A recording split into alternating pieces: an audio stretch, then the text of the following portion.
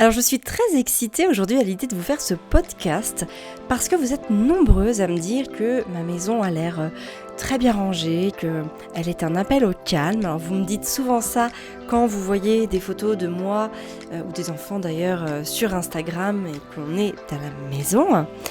Et c'est vrai que finalement c'est pas forcément difficile d'avoir une maison apaisante.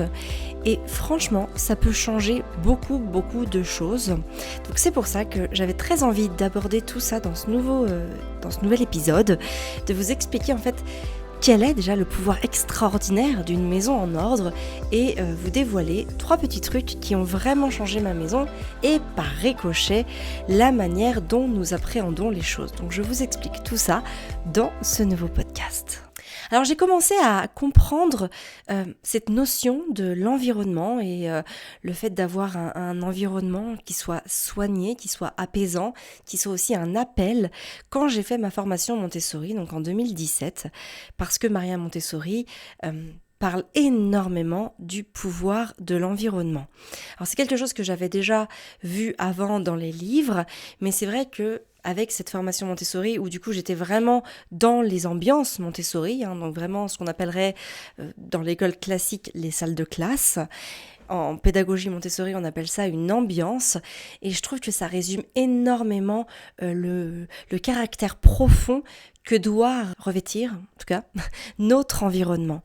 Et donc, à partir de ce moment-là, je me suis vraiment mise à soigner énormément mon environnement pour qu'il soit un appel au calme, à la concentration, parce que quand on est dans des pièces qui sont en désordre, quand notre maison est sans dessus-dessous, quand il y en a partout, quand il y en a tellement d'ailleurs rangé n'importe comment qu'on ne sait même plus où chercher ses affaires, eh bien on n'a qu'une seule envie souvent, c'est de vouloir partir, de vouloir s'évader autre part que dans ce qui devrait être un cocon familial.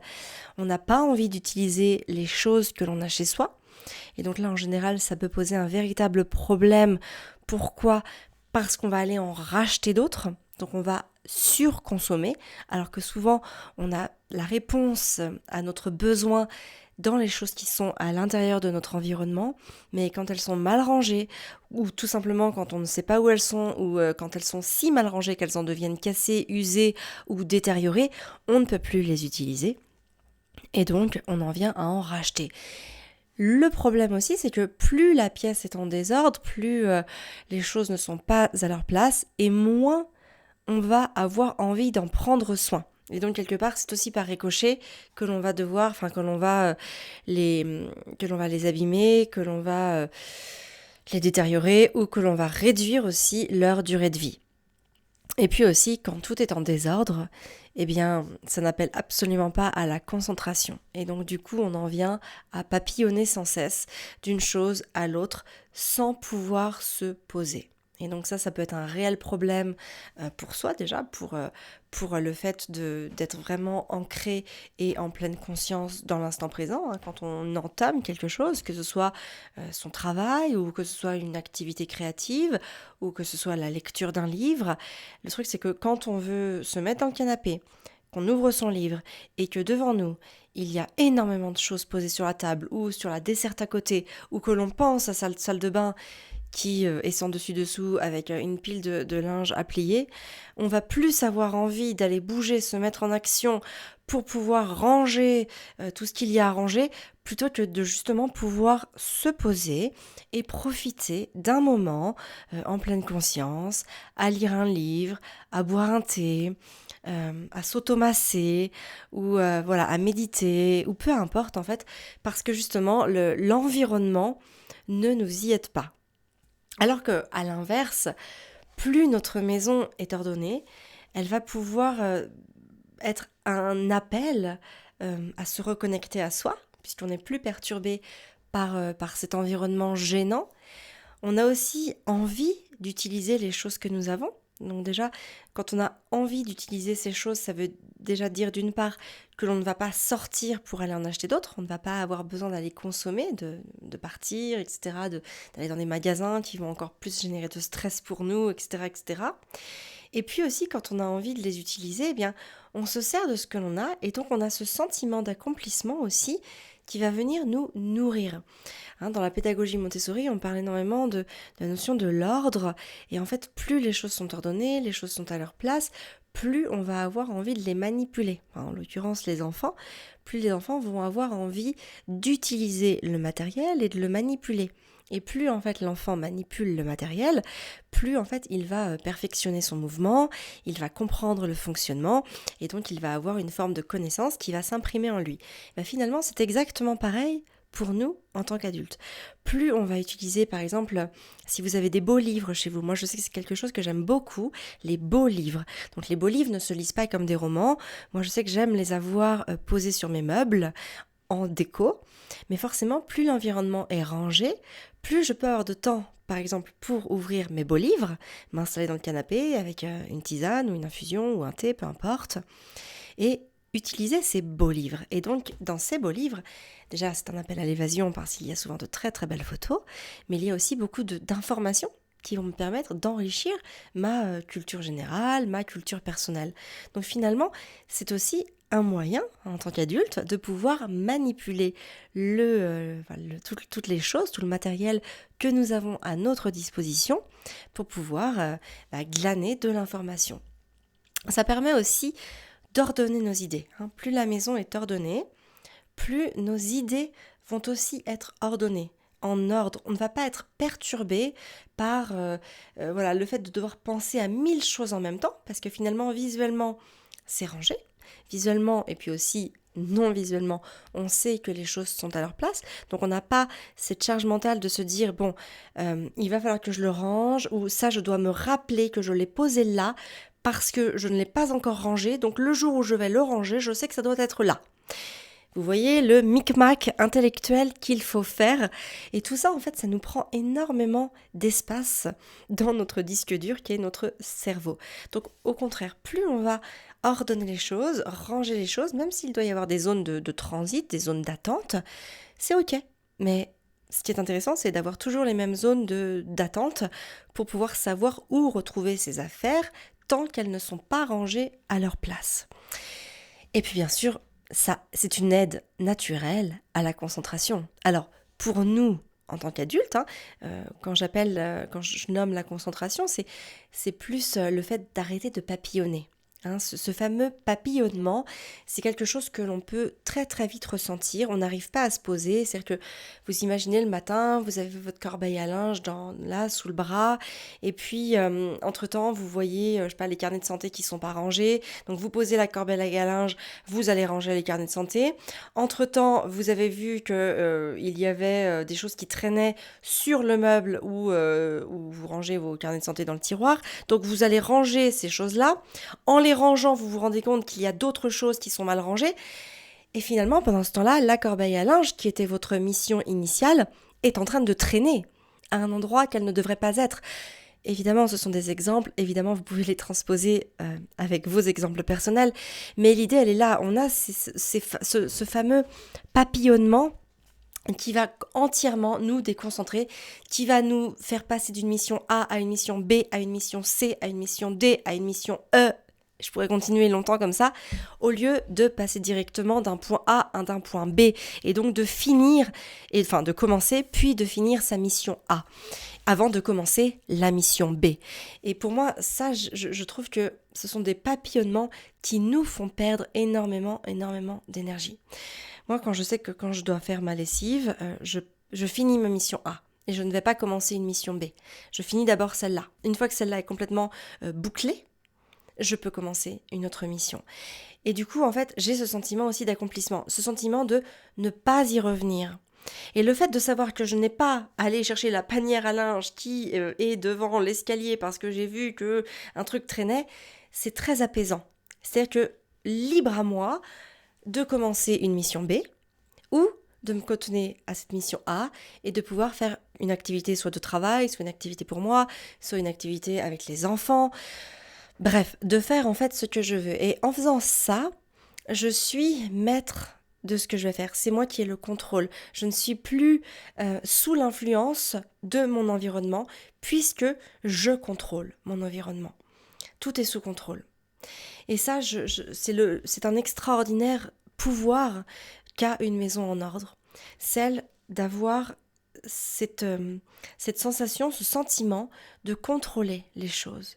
Et finalement, plus on va être dans le contrôle de ça, plus aussi on va être dans le contrôle de soi et on va pouvoir s'octroyer le temps dont nous avons besoin en conscience, parce que nous ne serons pas perturbés par cet environnement. Et donc, finalement, c'est aussi céder. C'est vraiment une façon de céder. Moi, si vous voulez, dans mon quotidien, je vous mentirais, je veux dire, si je vous disais que non, je ne range jamais, que ma maison se range toute seule. Non. Je passe du temps à ranger ma maison, je passe du temps à remettre les choses en ordre quand elles sont dérangées. Comme j'ai 3 jeunes enfants, ma maison n'est pas toujours rangée comme sur un magazine de déco par exemple, parce que j'ai souvent des jouets qui vont traîner dans mon salon, ou des choses comme ça, mais c'est ok. Ça, ce sont des jouets qui se rangent facilement à leur place. Le fait d'être ordonné ne veut pas dire ranger en permanence. C'est très important aussi que vous fassiez cette différence-là entre ces deux notions, parce que par moments, il peut y avoir du bazar parce qu'on va sortir du matériel créatif, parce que les enfants vont jouer dans le salon, parce qu'on va classer un album photo, ou peu importe. Ça, c'est ok. Ça, ce n'est pas du bazar, c'est parce qu'on se sert des choses. Ce que je veux dire ordonné, c'est dans l'ambiance, justement. C'est dans notre environnement. C'est sur les meubles, dans les meubles, et visuellement, là où il ne devrait rien avoir. Et alors oui, évidemment que je passe beaucoup de temps à sans cesse ranger, remettre en ordre, parce qu'évidemment quand on utilise les choses, eh bien on les déplace. Et donc ce qui est important, c'est qu'à chaque fois qu'on déplace quelque chose, on aille le remettre à sa place. Ça c'est un principe fondamental dans la pédagogie Montessori. Et moi je sais que j'utilise énormément les principes, les grands principes fondamentaux, et d'ailleurs même les petits principes fondamentaux aussi, de la pédagogie Montessori, pour moi. C'est une philosophie de vie. On pense souvent à tort qu'elle est à destination des enfants. Moi je sais que la pédagogie Montessori, la philosophie Montessori, m'a énormément apporté à moi en fait, personnellement, en tant qu'adulte, en tant que femme, en tant que mère, en tant qu'épouse, en tant qu'amie, en tant que tout ça en fait. Parce que ce sont des grands principes universels qui sont évidemment liés au bon sens, mais aussi à une grande simplicité. Et aujourd'hui, dans notre société dans laquelle on vit, j'ai souvent l'impression qu'on complexifie les choses, on complexifie les choses, je devrais plutôt dire. Et donc voilà, c'est vraiment un retour à des choses qui sont très très simples. Et voilà, donc tout ça pour dire que oui, une maison ne se range pas toute seule. Oui, je passe du temps à ranger ma maison, mais ce n'est pas un temps perdu pour moi parce que c'est un temps où je vais pouvoir écouter un podcast, où je vais écouter une formation en ligne, où je vais pouvoir écouter un livre audio, ou même tout simplement où c'est du temps pour méditer. Méditer sans méditer. D'ailleurs, si ça vous intéresse ce sujet de la méditation, savoir comment méditer sans faire de la méditation, sachez que vous retrouverez toutes les informations à ce sujet dans l'épisode 18, donc daté du 2 juillet 2020. Voilà, alors maintenant je vais vous donner mes tips pour pouvoir avoir une maison qui soit ordonnée sans non plus y passer trop de temps et pour faire en sorte que ce soit assez simple, on va dire ça comme ça. Alors mon premier tips, c'est d'avoir des paniers de secours. Alors moi j'ai des paniers de secours dans quasiment chaque pièce. Si ce n'est pas matérialisé sous la forme d'un panier, dans ce cas-là ça va être une zone de secours ou un tiroir de secours. Alors qu'est-ce que c'est que ça ? Eh bien c'est quand j'ai beaucoup trop de choses à faire, quand je suis happée par les enfants, ou que je dois sortir, ou que je dois vraiment travailler à cet instant-là, parce que j'ai quelque chose d'urgent à faire, et que je n'ai pas le temps donc de ranger en profondeur les choses, je vais avoir ce panier de secours où je vais un petit peu tout mettre, tout ce qui est visuellement visible, hein, voilà. Je le mets dans un panier, dans une zone ou dans un tiroir, selon la pièce, selon la typologie de la pièce aussi. Et en fait, du coup, je sais que là-dedans, ce n'est pas une zone d'attente, parce que ce n'est pas classé. Pour moi, les zones d'attente sont déjà des zones où j'ai classé. Par exemple, ça va être mes papiers, ça va être les jouets pour les enfants, ça va être les courses, enfin ce que vous voulez, ça va être des choses qui vont être déjà classées. Je n'ai plus qu'à aller vraiment ranger au bon endroit. Là, c'est vraiment des paniers où je mets tout, un peu tout mélangé en bric-à-brac. Et donc voilà, quand j'ai un moment, ensuite ça me permet de prendre mon panier de secours ou ma zone ou mon tiroir de secours et de pouvoir aller ranger les choses. Donc soit je vais les ranger dans les zones d'attente. Par exemple, moi les zones d'attente, ça va être par exemple mes papiers ou mes factures. Par exemple, si je reçois des factures tous les jours, je ne vais pas aller tous les jours sortir mon classeur à factures. Je vais attendre par exemple 2 fois par mois de pouvoir aller ranger toutes mes factures d'un coup. Comme ça me prend moins de temps. Donc finalement, j'ai une zone d'attente pour ces choses-là où je vais attendre d'en avoir plusieurs avant d'y aller. Alors que vraiment, donc les zones de secours, c'est vraiment je mets tout au même endroit et dès que j'ai un moment, je vais aller soit ranger à leur place, soit ranger dans les fameuses zones d'attente. Donc ça, c'est vraiment quelque chose qui est vraiment désanxiogène. Je ne sais pas si ce mot-là se dit, mais en fait, comme ça, au moins, je sais que même sans y passer du temps, vraiment en quelques secondes, j'ai une maison qui est en ordre, j'ai une maison qui est visuellement un appel à la concentration et je sais aussi que je vais pouvoir y revenir, que je n'ai pas à me tracasser de savoir où est-ce que j'ai mis les choses, puisque finalement je sais où sont les choses.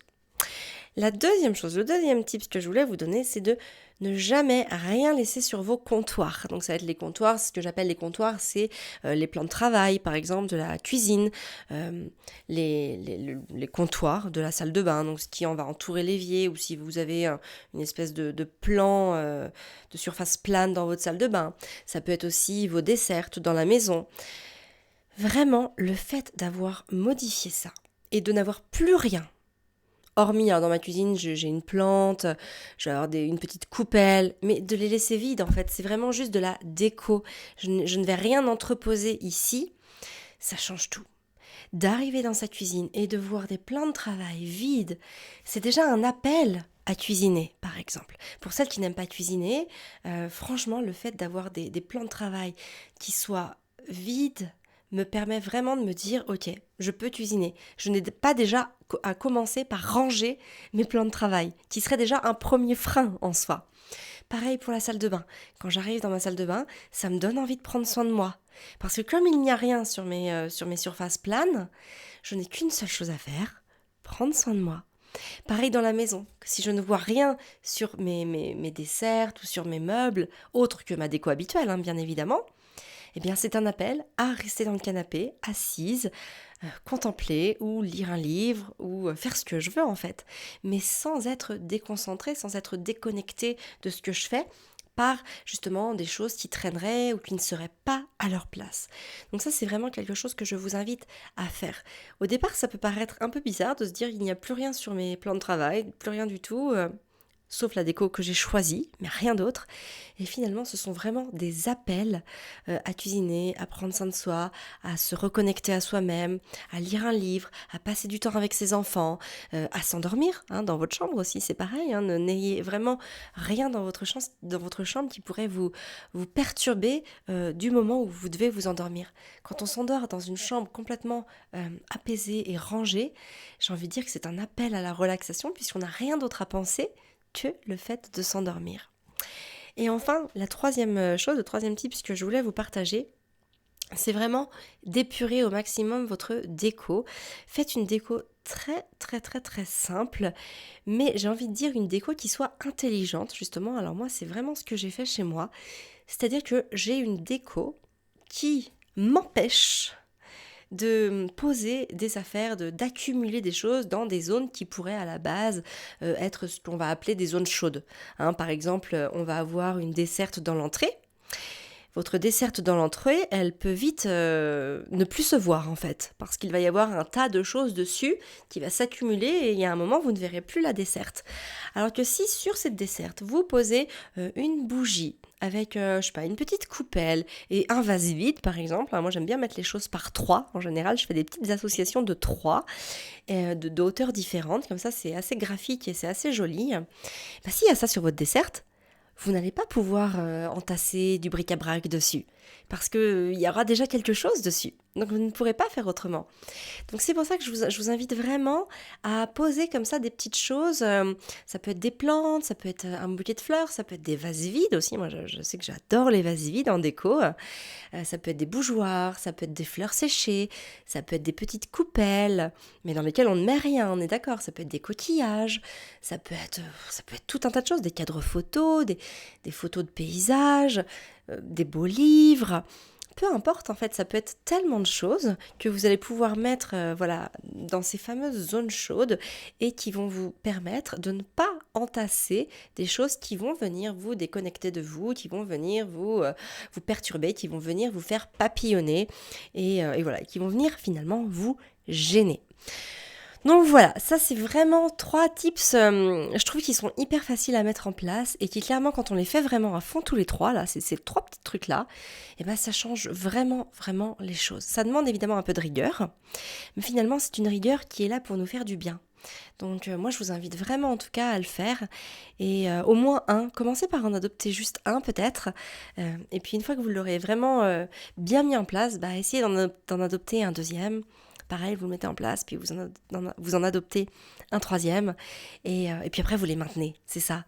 Hein, c'est souvent le secret des choses qui fonctionnent, hein, c'est la constance, tout simplement. Alors voilà, en conclusion de ce podcast, moi j'ai juste envie de vous dire, prenez soin de votre environnement pour vous créer un cocon apaisant.